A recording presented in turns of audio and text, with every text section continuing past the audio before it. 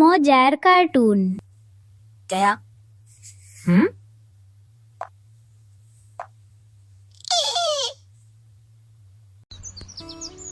প্রকৃতির কোলে শান্তিতে থাকা একটি গ্রাম মাধবপুর। এই গ্রামের প্রতিটি মানুষ চেনে একটি ছেলেকে, যার নাম নিলয়। তবে গ্রামের মানুষ তাকে ডাকে এক বিশেষ নামে, সত্যবাদী নিলয়।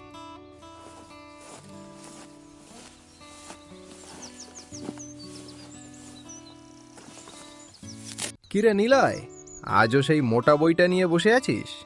চল, আজ বিলে মাছ ধরতে যাব। রাজু, বই পড়া তো শুধু সময় কাটানো না, এটা তো সত্যকে জানার একটা পথ। তুই চল, আমি আসছি। আচ্ছা নিলয়, তোর এই সত্য কথা বলার অভ্যাসটা কি সত্যি গভীর? মানে তুই কি কোনোদিন একটুও মিথ্যা বলিস না? হ্যাঁ রাজু, মিথ্যে বললে হয়তো এক মুহূর্তের জন্য বাঁচা যায়, কিন্তু নিজের আয়নার সামনে দাঁড়ানোর সাহসটা হারিয়ে যায়। মিথ্যে হলো একটা পচা সুতো, যেটা দিয়ে জীবন বোনা যায় না।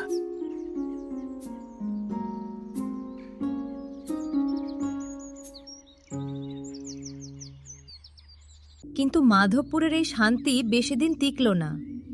রাতের অন্ধকার নামলেই গোয়ালের গরুগুলো একে একে চুরি হয়ে যেতে লাগলো।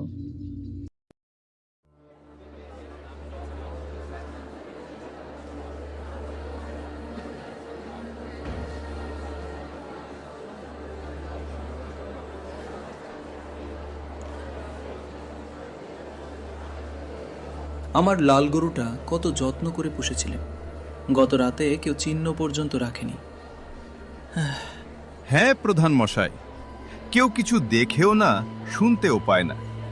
এটা খুব অদ্ভুত ব্যাপার। থামুন আপনারা, এটা চোরের কাজ। আজ রাত থেকে গ্রামের যুবকেরা পাহারা দেবে। চোর যেই হোক, ধরা তাকে পড়তেই হবে। সবাই চোরকে ধরবার কথা বলছে, কিন্তু কেউ কি ভাবছে কেন এই চুরি হচ্ছে?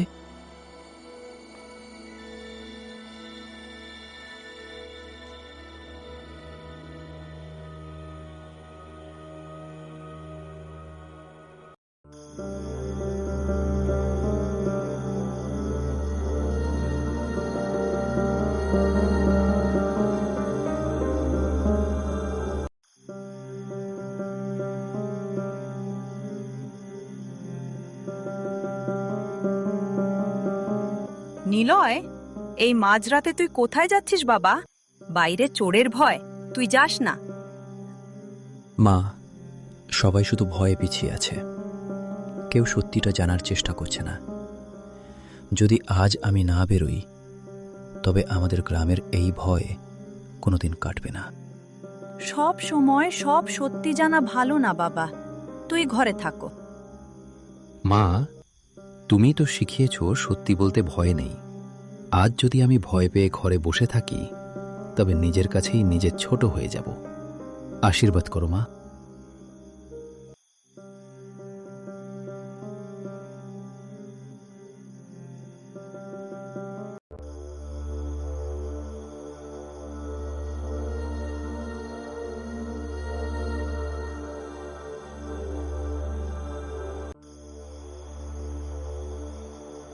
রাত যত বাড়ছে, নিলয়ের বুক তত ধকধক করছে।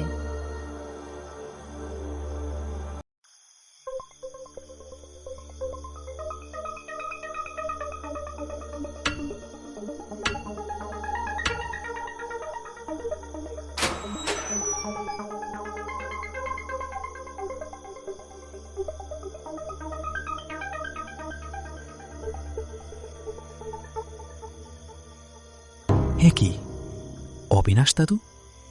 আমাদের গ্রামের সবচেয়ে পরোপকারী মানুষ অবিনাশ দাদু চোর?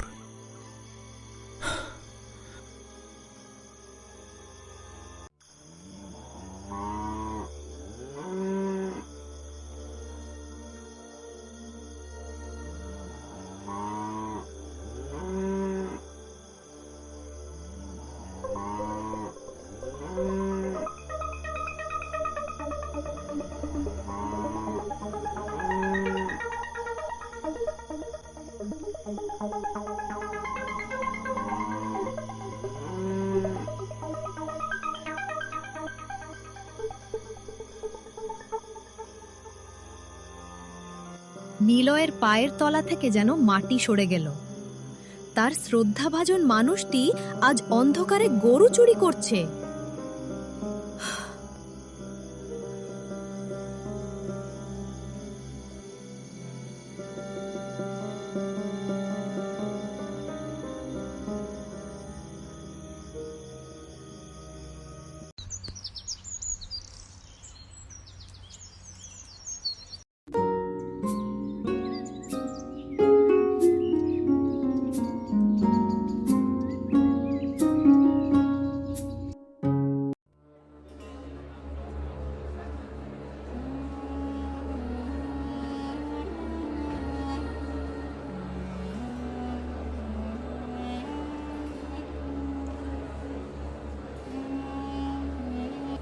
কাল রাতে কেউ কি পাহারা দিয়েছ?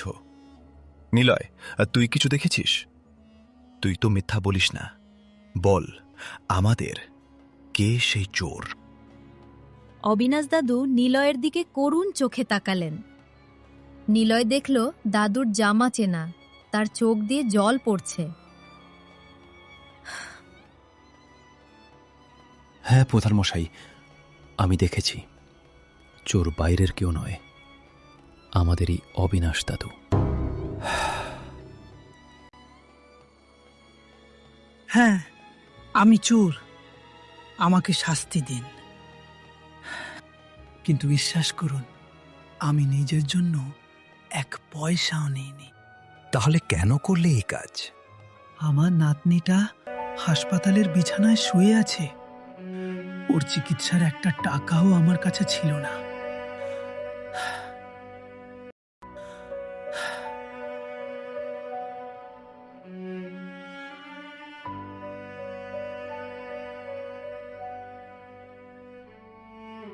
কারো কাছে সাহায্য চাইতেও খুব লজ্জা লেগেছিল। ভেবেছিলাম এই পাপ করে যদি ওকে বাঁচানো যায়। প্রধানমশাই, সত্যি বলা মানে শুধু অপরাধীকে ধরিয়ে দেওয়া নয়। সত্যি বলার মানে হল পুরো ঘটনাটা বোঝা। অবিনাশ দাদু ভুল করেছেন, কিন্তু তার পেছনের কারণটা আমাদের ব্যর্থতা। আমরা প্রতিবেশী হয়েও তার কষ্টের কথা জানতাম না।